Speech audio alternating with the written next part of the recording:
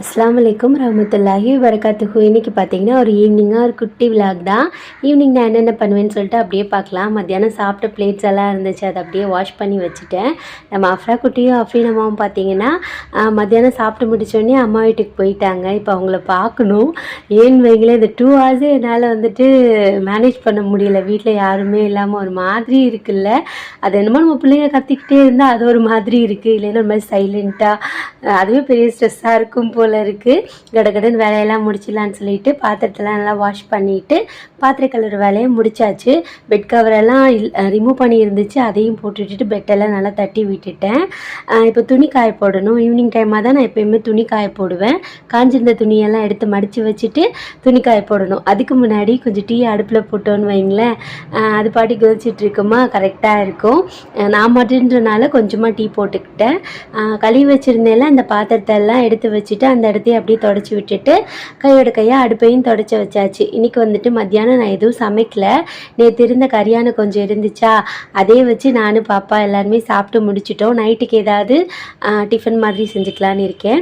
துடைக்கும் போது பார்த்தீங்கன்னா பின்னாடியும் அப்படியே தொடச்சிடுவேன் எப்பயும் போல தான்.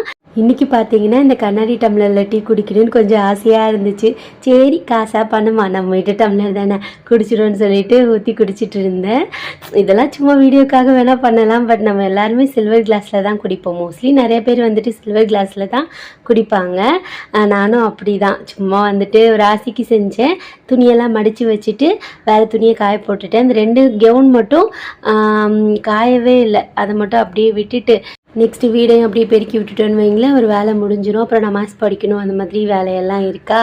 நம்ம குப்பை மட்டும் எங்கிட்டு போய் சேருனே தெரியாது. வீடு நல்லா நீட்டாக இருக்கிற மாதிரி தான் இருக்கும், ஆனால் கொஞ்சம் கொஞ்சம் குப்பை இருக்க தான் செய்யும். ஹாலையும் பெருக்கி விட்டுட்டு ரூமையும் பெருக்கி விட்டுட்டேன். நீட்டாக இருந்த மாதிரி தானே இருந்துச்சு. இந்த குப்பையெல்லாம் பார்த்திங்கன்னா நம்ம வீட்டுக்குள்ளே தான் கிடந்துச்சு. அங்கங்கே போய் அந்த கார்னர்லாம் இருக்கும்ல, அந்த இதுக்கு அடியில் எல்லாத்துலேயும் போய் வந்துட்டு அவங்க வாட்டுக்கு போய் தங்கிக்கிடுவாங்க, நம்மள்ட்ட கேட்க கூட மாட்டாங்க. அப்படியே பெருக்கிட்டு வீடையும் நல்லா நீட் பண்ணி விட்டாச்சு. அடுப்பையும் க்ளீன் பண்ணி முடிச்சுட்டு நான் டீ குடிச்சிட்டு அந்த பாத்திரத்தையும் வாஷ் பண்ணிட்டேன். வாஷிங் மிஷினில் இருந்த துணியெல்லாம் எடுத்தாச்சுல, அழுக்கு துணி மட்டும் இருக்குது, அதை மூடி வச்சிடலாம்.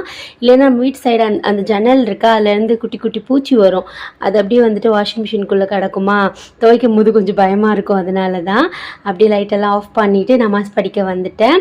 அஃப்ரா குட்டிக்கு விஷ் பண்ண எல்லாருக்குமே ரொம்ப தேங்க்ஸ். நீங்கள் அஃப்ரா குட்டிக்காக துவா பண்ணிக்கோங்க. அப்படியே பார்த்தீங்கன்னா நான் அம்மா வீட்டுக்கும் கிளம்பிட்டேன். இன்றைக்கி நடந்தே நம்ம அம்மா வீட்டுக்கு போகலான்னு சொல்லிட்டு இருக்கேன். நடந்து போனால் எவ்வளோ தூரம் வருதுன்னு பார்க்கலாம். ஏன்னா இன்றைக்கி பாப்பாவும் இல்லைல்ல, பாப்பா இருந்தால் தான் உங்களுக்கு தூக்கிட்டு போகிறது கஷ்டம். அப்படியே நடந்துட்டு இருந்தேன். இதுவும் ஒரு மாதிரி நல்லா தான் இருக்குது.